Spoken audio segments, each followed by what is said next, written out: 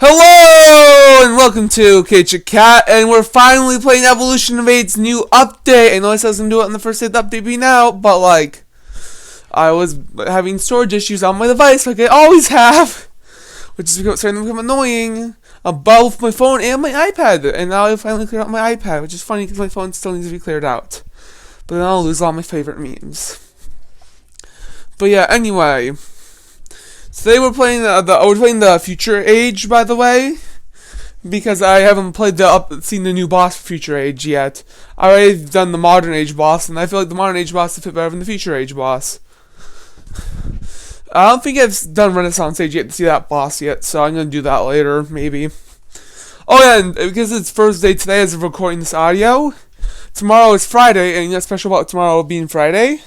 No, you guessed it right. They're doing a winter event update. They're finally doing an event!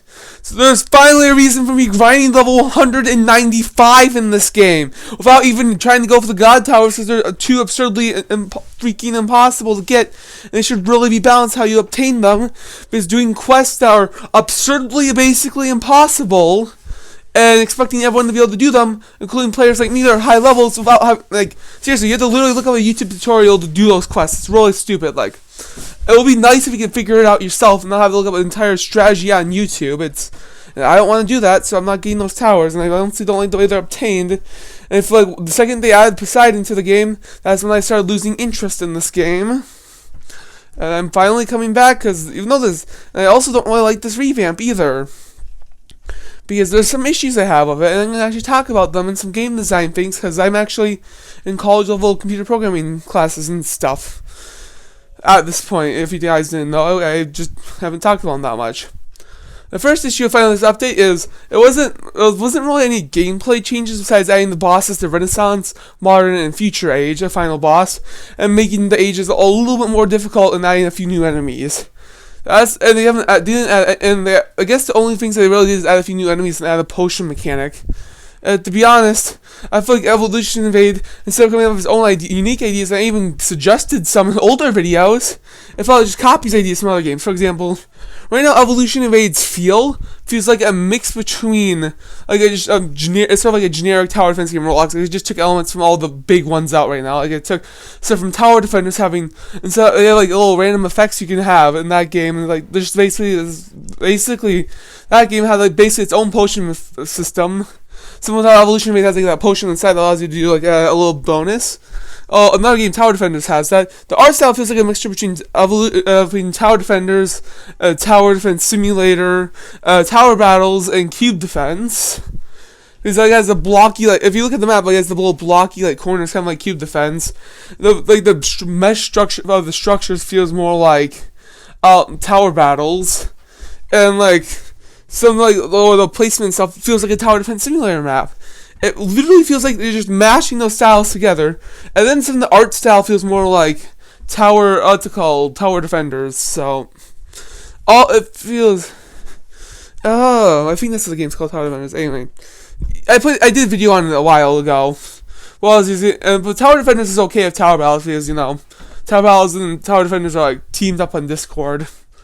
They actually made a tower based off of Tower Battles because they got permission to do it, which is the Architect Commando or something, I think is what it's called. Anyway, this game is like the creator of Tower Battles, but it isn't completely okay, you can copy stuff because they don't like people copying Tower Battles anymore, because the last time that happened, the game got more popular than Tower Battles and Tower Defense Simulator. But yeah, all this new update did is just made the game more difficult, which is a problem I see, but then the potions made the game a little bit more easy to balance it out. But I don't even know when you unlock the potions. I'm just a level 195 and beating all the ages, so I don't have to worry about unlocking them. I used to seriously get in the screen, but that was before they had the God Towers, which is why I'm such a high level. But yeah. Anyway, so here's some game design issues I mentioned half the video ago. One of the things I see of game design that I honestly find really obnoxious is, especially in Roblox, is this. Either your game can keep players, but you can't get new players, or your game gets new players, but can never keep them. What I mean is this, I have to go in more detail. So games usually either have one of these two problems: either that they release the game, and a lot of people get into it, and they get really invested and become pro players, but over time they make it much more and more harder to become pro players. For example, tower battles. Because of all the exclusive towers and subbies of events, which keep the pro players in the game, it makes it much harder for a new player to go up against someone that has all the towers in the game as the pro towers. And another example is how expensive the towers are to unlock. So, that's really hard for new players to get into tower battles, unlike Tower Defense Simulator, which is a little bit more balanced to get into, or was until they did that one update recently. I was trying to get pro players to stay in the game because they were like level 400 and stuff, and like being bored, kind of like me in Evolution of 8 actually. And the other, so either they have a hard time keeping. They have a good time keeping pro players in, but it's because of how hard it is to become a pro player. It's super hard even for people to progress, and eventually, pro players are going to be leaving more than new players are coming in, and the game's going to die out. Tower Battles is lucky that its community is super loyal. Otherwise, it'll be dead already, to be honest. Then there is another example, is like most simulators in Roblox. Tower Defense Simulator is not actually a simulator game on Roblox. They just decided to call it a simulator. They get little kids to play it. But most generic simulator tycoons and obbies are super easy to get into because it's pretty easy to get into a tycoon, obby, or simulator because they're pretty similar in how they mechanically function to other ones. And most people play at least one of them on Roblox, and one of those game types in Roblox, if they have been playing Roblox in 2018 plus. What I mean is 2018, the year 2018, and 2019 or 2020 or 2021, you probably play at least one of those, all three of those type of games. They're super easy to get into, but most simulators have a hard time keeping players in them, and some simulators even have this problem where they get super easy to get into the game, but then you quit about midway through the game. People with someone make it through the midway section, become pros, and then they get locked in that. Simulators have both problems, so they can keep players in, but they can get new players, but about halfway through the game, new players leave, and the pro players will eventually leave too. It's really weird, but yeah. The game usually has to do something to keep the pro players engaged with the game, so they keep playing it while making sure the new players can get up to that pro level, and the game has to figure out how to do both of those. If you can either make it super easy for new players to get in, but super hard to stay in the game, or it's super hard to get to the pro level in general, it ruins the game. Makes it hard for people to get into it, in my opinion. So Evolution of 8 actually has both problems, and I'll explain why with the game mechanics. Evolution of 8 has 6 ages, okay? So here are the 6 ages. You have Stone, Medieval, Renaissance, Modern, Future, and All Age. Okay, this is Future Age in the background footage, by the way. Though we have a few towers that will act All Age to get, like the Hex Shooter right there and all the God Towers out. I mean, Hex Shooter is a tower that requires you to have beaten All Age Impossible. I don't know if it's still obtainable, but I know it was a thing way in the pack so you could get it, and I actually have that as the only exclusive tower. I'm just hoping that event comes out soon. Anyways, but yeah, its problem is, so you get into the game, you can probably beat Stone, Modern, Stone, Medieval, and Renaissance Age with a little bit of help and a little bit of grinding, like I did.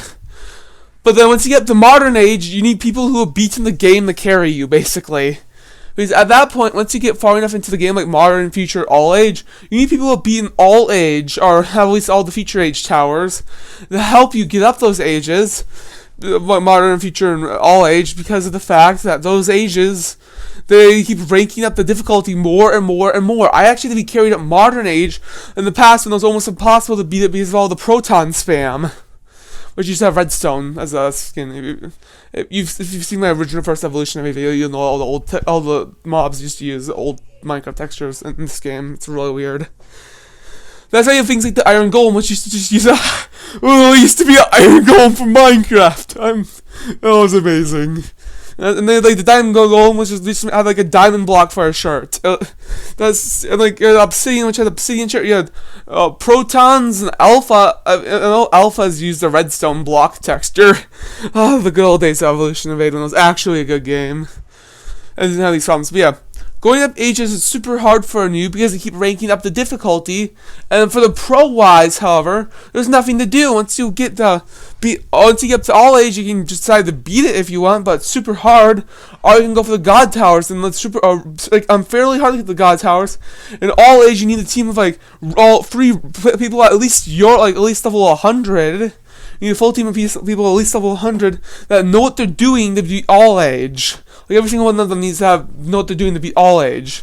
And it's really hard to get group to do all age. It's also really hard to get all the god towers. It's just too hard, and it's also not rewarding enough, in my opinion, to do those things.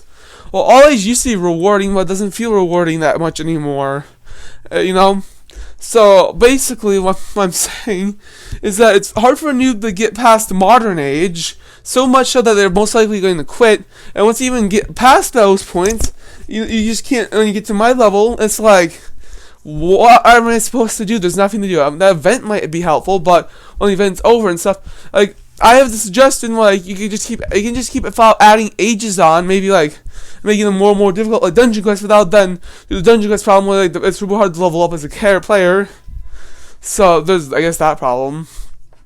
Or so I mean, the idea kind of like to contradict that, like you could like maybe have seasons, and every few seasons everyone would progress to be set back to the first age. However, you would keep all of your towers, and what would happen is there would be like 6 new ages, like 5 new ages plus all age.